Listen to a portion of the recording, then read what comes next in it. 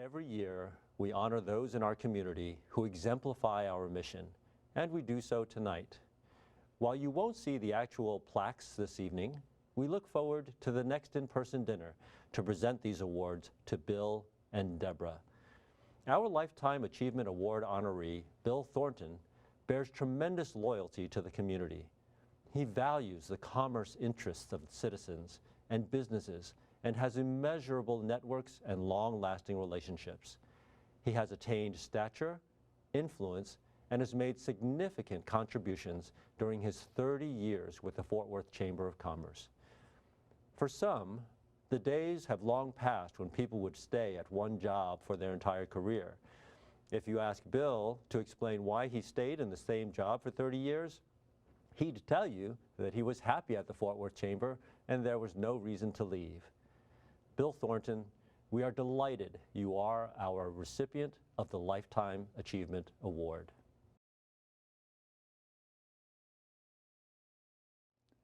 Paul, thank you for your kind introduction. I want to also thank Cheryl and the board of the Multicultural Alliance for this recognition today. I was fortunate to have served on this board several years ago, and this honor is very deeply appreciated. I'm very proud of this organization's mission, and again, thank you for this thoughtful recognition. Congratulations, Bill. We are all looking forward to your next act. The recipient of the Multicultural Alliance Annual Award is a person dedicated to building inclusive communities. This year, our honoree is Deborah Ferguson. She is another person with career longevity. Deborah has a 29-year history with NBC Channel 5 of being a trusted source for local news and events. One of the most visible faces on network TV, she is also comfortable working behind the scenes. Modestly, she estimates she has served as the MC for over 1,000 philanthropic and nonprofit events. Deborah loves welcoming people, cheering them on, and turning the spotlight toward someone else. In meeting people and featuring their passions, she learns about the good work that occurs in our community. On several occasions, Deborah interviewed students returning home from Camp Community. Her down-to-earth approach places each person at ease, and her goal is to make the conversation unprompted and natural. Deborah, tonight we spotlight you. It is my honor to welcome Deborah Ferguson, the Multicultural Alliance Annual Award recipient. Paul, thank you so much for the introduction. It seems like I was an intern at NBC5 just a few years ago, and now here I am approaching a 30th anniversary in 2021. Wow. Bill, that is a lifetime, isn't it? And something to be proud of. Congratulations on your Lifetime Achievement Award. I sure hope that you're enjoying your retirement, and I just got to say thank you for your dedication and your passion to making Fort Worth a great place to live and work. Thank you to Cheryl Kimberling. You finally did it. You got us all together for this event. COVID-19 cannot stop a woman committed to her mission and committed to an organization that promotes inclusion, diversity, and understanding while working toward eliminating bias, bigotry, and oppression in our community. To you, to Adina, to your board members, your partners, thank you for the tireless work to make true the statement on this Visit Fort Worth t-shirt that I proudly wear that says, "Everyone's welcome in Fort Worth, Texas. Y'all means all." It's like the anthropologist Margaret Mead said years ago, never doubt that a small group of people can change the world. And indeed, it is the only thing that ever has. You are doing that. Thank you, too, for this honor of the 2020 Multicultural Alliance Award.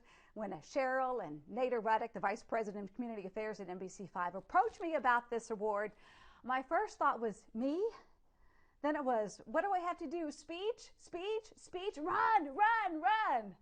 I'm usually the one introducing the honoree who gives the speech rather than the one who accepts and then gives a little talk. So I must tell y'all that this is a new role for me. So it's probably good that we're meeting like this virtually rather than face to face, because then I can tell you I would really be nervous.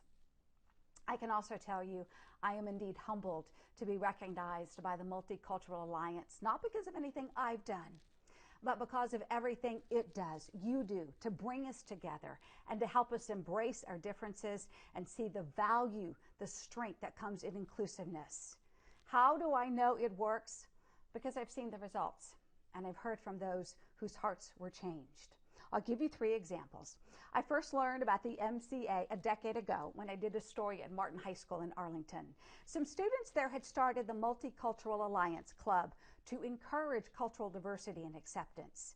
That day that we were there getting our video and doing the interviews, students brought food that connected to their cultures and then used the meal as a way to start conversations that turned into lessons in diversity and inclusion.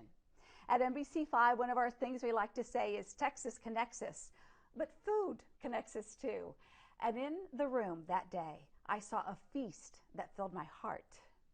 Students with different experiences were sharing and they were laughing and they were learning, they were united. The co-founders there at the club in Martin had gotten a taste for inclusion at the MCA summer camp called Camp Community. One of them, Amon Session Brown, went on to get a degree in Spanish and political science. She is now a high school teacher in the Cedar Hill ISD, shaping the hearts and minds of the next generation. She told me the other day, and I quote here, "When I reflect on my experience with Camp Community, I am still overcome with emotion from that life-changing week in the summer." 6 years later, I got to tell the story of Camp Community from the eyes of 3 teenagers who'd been there. A young woman from Paradise High School in Wise County told me, I quote again, "I went to camp and I didn't realize how sheltered I was and how inexperienced I was with different people until I got in that room. And there were more ethnicities and religions than I've ever met in my entire life." She also went on to say, "It made me happy. It made me want to experience more of that and more of these people I was missing out on." I still remember that and can see her in the room as I did that interview, and it just brings me to tears. It was such a profound statement. I can tell you that this young woman is now a college student, and she is still experiencing the joy and diversity and is empowered to put action to her words. How do I know? Her social media reposts show things like, quote, "Here's an example of how white privilege sounds. You keep saying that it's horrible that an innocent black man was killed, but destroying property has to stop.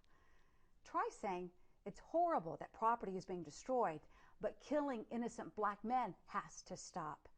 You're prioritizing the wrong part."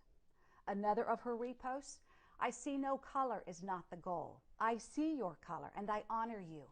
I value your input. I will be educated about your lived experiences. I will work against the racism that harms you. You are beautiful. Tell me how to do better. That's the goal." And isn't that beautiful? These are from the young woman reposts on her social media page, a young woman who'd gone to Camp Community, one of your alums. Even with that first story a decade ago, I can tell you I was hooked on the work of the Multicultural Alliance. That second story deepened my interest. And in March of 2020, I took the plunge. What did I do?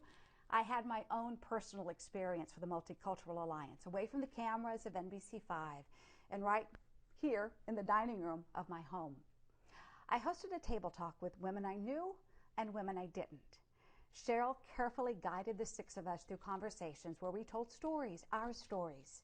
We laughed, we cried, we bonded that night in a way that only comes with candor and vulnerability. Adrienne, Caroline, Jennifer, Maricar, Tracy, and I answered questions. We asked questions. We took risks in sharing of ourselves and our experiences with race, with culture, with ethnicity, with our childhoods. And at the end of it, we did not want the evening to end. Little did we know the pandemic would bring an end to group gatherings for a while. That night of March 6th was the last time I've invited anyone to my home for dinner.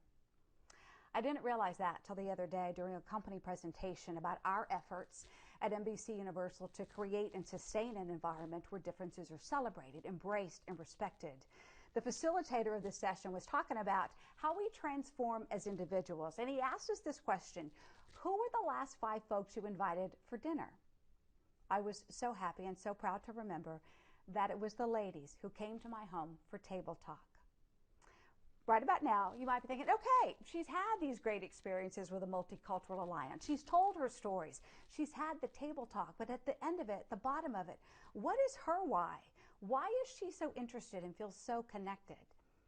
I'll get into a little bit of that right now. Race, diversity, that feeling of belonging have been a part of my life for as long as I can remember. I've long struggled with, who am I? Where do I fit in? What do I call myself? My mother is from Nicaragua in Central America. She came here as a teenager. She became an American citizen and married a Ferguson from Texas. That English surname, the brown skin, my dark hair, my dark eyes, all together, they threw people for a loop. And it threw me into a spin way back in middle school. When I was in middle school, we had the race count every day in homeroom. We had to raise our hands if we were white, black, or Mexican American. I didn't know what to do. I wasn't any of them. So here's what I did. I would sit there at my desk and I would turn over my arm so that this lightest part of my arm showed. And I would raise my hand as white. I still get teary-eyed thinking about that. My mom said, oh, just tell them you're a zebra. And we'd laugh about it. But the damage was done. Where did I fit in? Where did I belong? And here it is, yeah, so many years later, and telling that story, it just, brings me to tears as I think about it. I know anything about why. I was just a kid who wanted to belong. And I think to some degree that feeling is still there. Even now I will have people ask me, where are you from? Where are you from? And sometimes I hear a hidden message. Are you Hispanic? Are you Latin? What country did you come from? Well, I can appreciate the curiosity. I'm a reporter and asking questions is my job.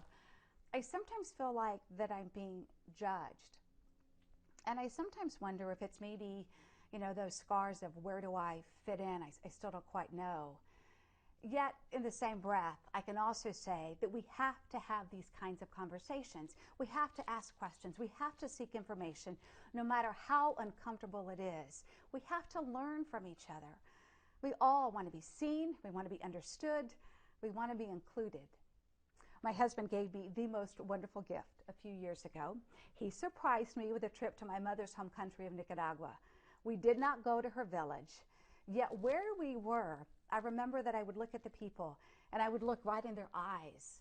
I think I was looking for me, and I'd wonder, could we be related? My mother was the only one in her family to come to America, so I still have relatives there in Nicaragua. And while I didn't find relatives, I found something perhaps more important to me. I found who I am. Soy Nica. It's the name of a shop that makes leather goods, like this purse. And maybe you can see the little brand there, Soy Nica. Those two words speak volumes and gave me identity. Yes, I am an American born in Texas, but soy Nica. I am Nicaraguan as well. I am unique. And that Nicaraguan heritage gives me the brown skin I have, the dark eyes, the dark hair, the ability to roll those R's when needed. And it's because two people from different countries, different walks of life, loved, married, and had my sisters and me, that I am here. My guess is that others of you share a similar story. And someday we can be together, and I would love to hear your story, and I'd love to learn. That's what the Multicultural Alliance does. It enables people to share and to listen to one another's stories. And as that post I talked about earlier says, that social media post on the Camp Community alum, tell me how to do better. That's the goal. As a reporter, I also believe that my goal is reflecting the diversity in our community, to give space and to give time for representation. I became a reporter because I saw someone on TV who looked like my mom. And in seeing that woman, I believed I could do this too. And so the hope for me is that the stories I tell and the people who I interview provide that same inspiration to others today. And you will hear from one of them in just a few moments. The CEO of the Dallas Mavericks, Cint Marshall, is in the room, and let me tell you, she can light up a room like no one else. I have loved this woman from the moment I met her. And while a reporter tries to keep a distance from her and her interviewees, I am there for any chance I can get to hear from Cint or to simply be in her space. I promise that you will love her too, and after her talk, you'll be ready to act and to make changes in your own life and to encourage the changes in others. So send just a big hug to you, a big thank you for being here with us for this event. I also love this quote from a speech by Edward Murrow, a pioneer in broadcast journalism. This instrument can teach, it can illuminate, yes, and it can even inspire, but it can only do so to the extent that humans are determined to use it to those ends. Otherwise, it is nothing but wires and lights in a box. There is a great and perhaps decisive battle to be fought against ignorance, intolerance, and indifference. This weapon of television could be useful. The Multicultural Alliance is a weapon in the fight to promote inclusion, diversity, and understanding, and eliminate bias, bigotry, and oppression in our community. I am honored tonight to be recognized by you, and I applaud you for the work that you continue to do. Thank you.